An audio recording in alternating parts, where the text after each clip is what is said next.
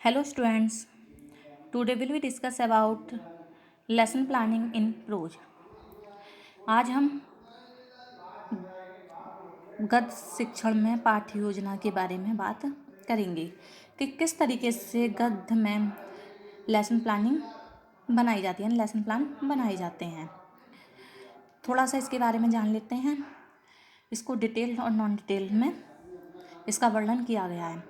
In detailed prose lessons, the textbook is read thoroughly word by word. Students are required to read it not only for comprehension but for mastering the prescribed structure and vocabulary. देखिए, विस्तृत गद्य पाठों में पाठ्य पुस्तक को शब्द द्वारा अच्छी तरह पढ़ा जाता है। छात्रों को न केवल समझ के लिए बल्कि निर्धारित संरचना और शब्दावली में महारत हासिल करने के लिए इसको पढ़ना आवश्यक होता है। In non-detailed prose lessons aim at giving information and pleasure. Students are required to grasp the meaning of new words according to the situation or context in which they are used. गैर विस्तृत गद्य पाठ का उद्देश्य सूचना और आनंद देना होता है। छात्रों को नए शब्दों के अर्थ को उस स्थिति या संदर्भ के अनुसार समझने की आवश्यकता होती है जिसमें इसका प्रयोग किया जाता है। एम्स ऑफ टीचिंग प्रोज, हम इसके जनरल एम्स के बारे में बात करेंगे। To enable the students to read aloud prose lessons with correct pronunciation, stress, intonations and pause. देखिए, छात्रों का सही उच्चारण, तनाव, सूचना, विराम के साथ जोर से गद्य पाठ पढ़ने में सक्षम बनाना, इसका एम्स होते हैं ये। To enable the students to comprehend the thought and idea content in the passage, इसमें निहित विचार और विचार को समझने के लिए छात्रों को सक्षम बनाता है। To enrich their active and passive vocabulary, उनके सक्रिय और निष्क्रिय शब्दावली को समृद्ध करता है। To enable the student to express the ideas content in the passage orally and in the writing, छात्रों को मौखिक और लिखित रूप से पारित विचारों को व्यक्त करने में सक्षम बनाता है। To develop their interest for reading, यानी पढ़ने के लिए उनकी रुचि विकसित करता है। To enable them to write correctly, उन्हें सही ढंग से लिखने के लिए सक्षम बनाना। To build their character and prepare for world citizenship, उनके चरित्र का निर्माण करना और विश्व नागरिकता के लिए उनको तैयार करना। फिर इसके specific AIIMS, the specific AIIMS vary according to the subject matter of the prose lessons. The specific aims of different types of prose lessons are: गद्य पाठों की विषय वस्तु के अनुसार विशिष्ट उद्देश्य भिन्न होते हैं और विभिन्न प्रकार के गद्य पाठों के विशिष्ट उद्देश्य हैं। फर्स्ट है डिस्क्रिप्टिव, यानी to develop the students imagination, love for natural objects, छात्रों की कल्पना और प्राकृतिक वस्तुओं के प्रति उनमें प्रेम विकसित करना। To acquaint the students with the writers style, छात्रों की लेखक की शैली से परिचित कराना। और story, to give certain facts and lesson through the story, यानी कहानी के माध्यम से कुछ तथ्य और सबक देना। To shape the students character, यानी छात्र को चरित्र का आकार देना। To develop interest for story reading, कहानी पढ़ने के लिए उनमें रुचि विकसित करना। नेक्स्ट है essay, to acquaint them with the style of essay writing, उन्हें निबंध लेखन की शैली से परिचित कराना। To enable them to arrange the ideas in systematic way, विचारों को व्यवस्थित तरीके से व्यवस्थित करने के लिए उनको सक्षम बनाना।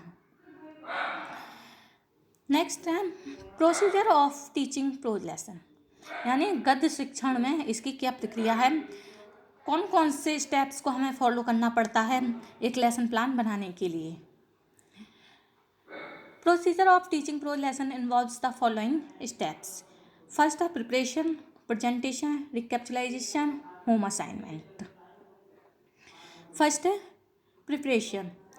English is a foreign language. Indian students find it difficult to learn, so proper preparation is required to motivate the students to learn English. Under the following points are to be considered. Preparation में सबसे पहले general AIIMS होते हैं जिसको हम discuss कर चुके हैं, फिर स्पेसिफिक एम्स होते हैं, इनको भी हम डिस्कस कर चुके हैं।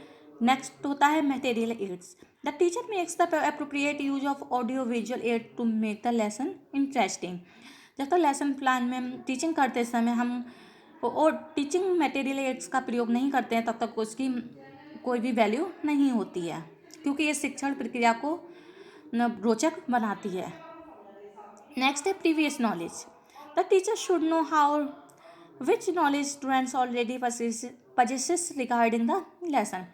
इसमें टीचर ये जानता है कि स्टूडेंट्स को पूर्व जानकारी है या नहीं है, क्योंकि उसको पिछला ज्ञान है नहीं।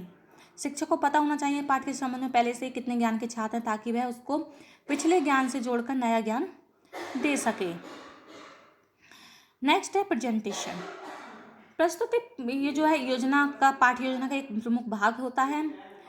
इसमें भी कुछ स्टेप्स का प्रयोग किया जाता है, जैसे शिक्षक द्वारा जोर से पढ़ना।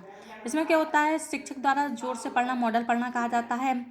इसमें पढ़ने की गति पूरी कक्षा के लिए सामान्य होनी चाहिए और टीचर ये देखता है कि बच्चे पाठ्य पुस्तक को सही से पढ़ रहे हैं या नहीं पढ़ रहे हैं, और इस पर टीचर छात्र पर नज़र रखता है। नेक्स्ट होता है उच्चारण ड्रिल। उच्चारण की कवायद को जोर से पढ़ना चाहिए। शब्दों का चयन कक्षा के उच्चारण कौशल के आधार पर किया जाना चाहिए।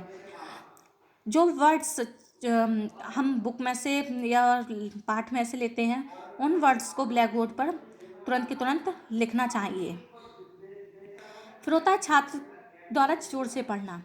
इसमें क्या होता है, शिक्षक कुछ छात्रों को एक एक करके उन्हें पढ़ने के लिए बोलता है। वो उन्हें उच्चारण करना, कहाँ कहाँ उसको रुकना है, हर चीज़ के बारे में बताता है। इसमें क्या होता है, नए शब्द वाक्यांशों का यूज करना। इसमें मॉडल चित्र या चार्ट दिखाकर बच्चों को समझा सकता है टीचर।